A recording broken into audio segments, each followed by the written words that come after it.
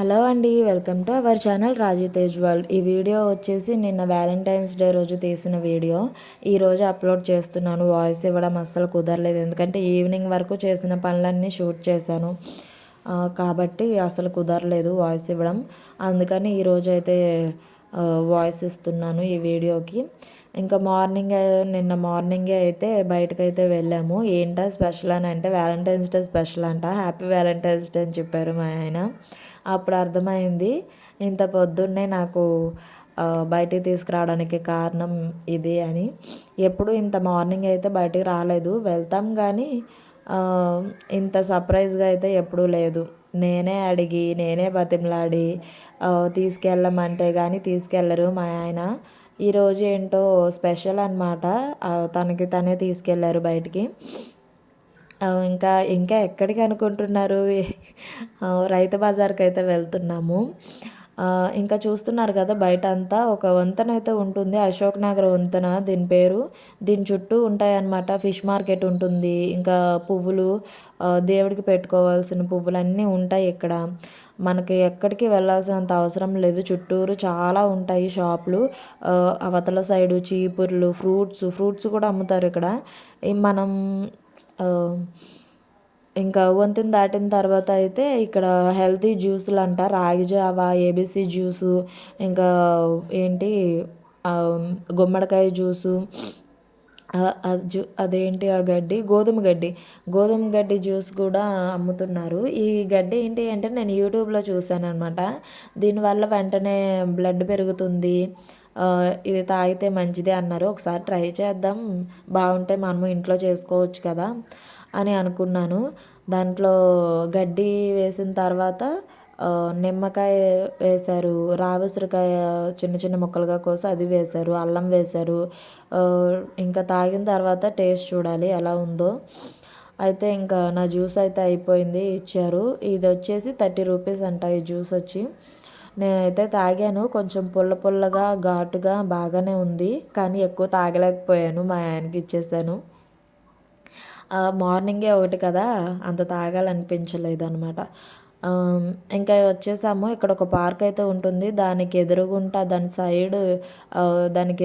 Road దాటి road మధ్యలో అన్ని షాపులే ఉంటాయి. ఇక్కడికి వచ్చామంటే చాలు.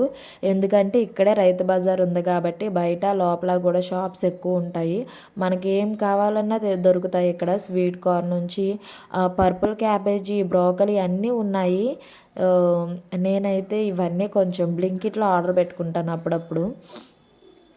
ఇక్కడ ఉన్నాయని తెలుసుంటే గనక నేను అసలు బయటే షాపింగ్ చేసేదాన్ని. ఇంకా ఏంటంటే అక్కడ నుంచి నేను మునగాకు అయితే తెచ్చుకున్నాను. రైతు బజార్లో ఒక 10 కట్టల దాకా తెచ్చుకున్నాను. అది వలవడానికే చాలా టైం పట్టింది. ఇంకా ములక్కాయలు తెచ్చాను కదా, అవన్నీ చిన్న చిన్న ముక్కలుగా కోసి కవర్లో వేసి ఫ్రిడ్జ్లో అయితే పెట్టేశాను. బయట ఉన్న కాడి నుంచి మా అబ్బాయి వాటిని ఒక స్టిక్స్ లాగా ఉపయోగిస్తాడు అనమాట, ఆడుకుంటాడు వాటితో. అందుకనే ఇంక ఫ్రిడ్జ్లో పెట్టేశాను. ఈ ఆకు వలిచేటప్పటికి ఆఫ్టర్నూన్ అయిపోయింది. ఇంక ఇదంతా వాష్ చేసుకొని నీట్గా 2 టైమ్స్ వాష్ చేసుకున్న తర్వాత దీంతోపాటు కరివేపాకు కూడా కొంచెం వేసుకున్నాను. అది కూడా చాలా బెనిఫిట్స్ ఉన్నాయి కదా. ఇంకా మా ఇంటి డాబా మీద ఖాళీ లేదు అసలు.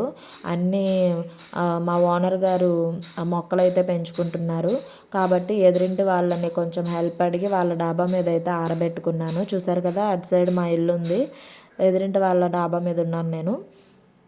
అయితే ఇంక ఇంట్లోకి అయితే వచ్చేసాను ఆరబెట్టుకొని.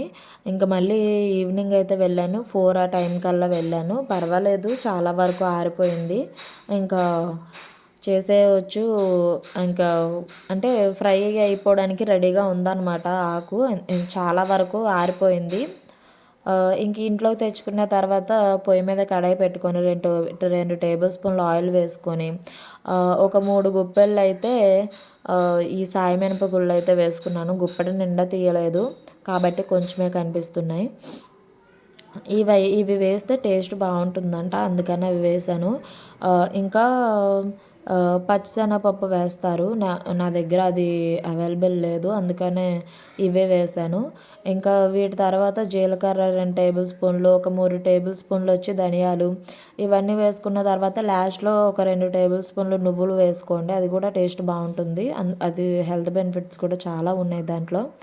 ఇంకా అవన్నీ ఫ్రై అయిన తర్వాత మిక్సీ జార్‌లోకి తీసేసుకొని అదే కడాయిలో ఒక టేబుల్ స్పూన్ ఆయిల్ వేసుకొని ఒక 20కి పైగా తీసుకున్నాను ఎండుమిర్చి.